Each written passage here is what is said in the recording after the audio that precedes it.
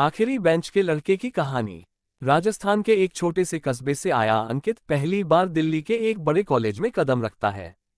उसकी आंखों में सपने थे, लेकिन जेब में गिनती के पैसे।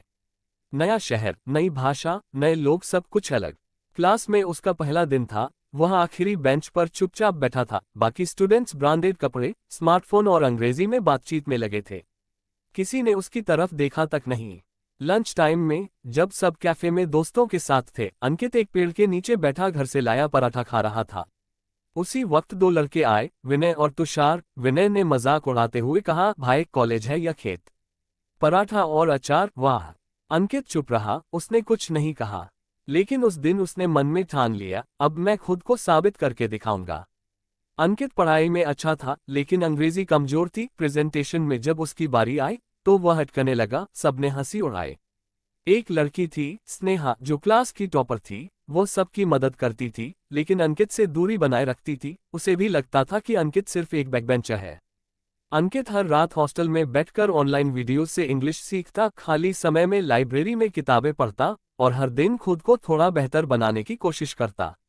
उसे नौकरी चाहिए थी, तो उसने पार्ट टाइम डिलीवरी बॉय की जॉब पकड़ी। दिन में कॉलेज, रात में काम और फिर पढ़ाई। नींद सिर्फ 4 घंटे। एक दिन अंकित बाइक से स्लिप होकर गिर गया। उसी वक्त विनय और तुषार वहीं थे। तुषार ने कहा, चलो यार छोड़ो इसे, टाइम खराब होगा। लेकिन विनय कुछ सोचने लगा, शायद उसे अपनी गलती का एहसास हुआ। विनय अंकित को हॉस्पिटल ले गया। उस दिन दोनों के बीच कुछ बदल गया। विनय बोला, तू बुरा नहीं है अंकित, बस हमें समझ नहीं आया। उस दिन अंकित पहली बार खुलकर हंसा। अब अंकित सिर्फ पढ़ाई ही नहीं, कॉलेज फेस्ट में भी हिस्सा लेने लगा। डिबेट में भाग लिया, पहली बार हारा, दूसरी बार हारा, लेकिन तीसरी बार जीत गया। अब उसके आत्मविश्वास में चमक थी। लोग उसकी बात सुनने लगे थे। स्नेहा भी अब उसके पास सवाल लेकर आने लगी।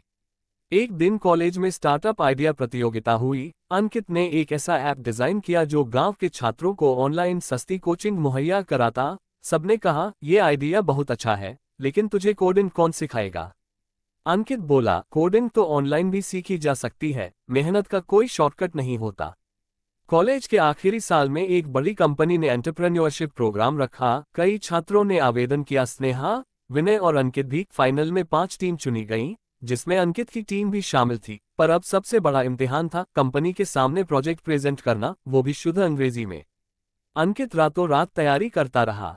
दिन में क्लास, शाम को वीडियो शूटिंग और रात को भाषा की प्रैक्टिस। और जब दिन आया तो सबने एक नए अंकित को देखा। साफ सुथरा सूट, आत्मविश्वासी आवाज और धारदार विचार। जब उसका प्रेजेंटेशन खत्म हुआ तो पूरा हॉल तालियों से गूंज उठा। अंकित की टीम ने प्रतियोगिता जीत ली, उसे फंडिंग मिली और स्टार्टअप शुरू हुआ।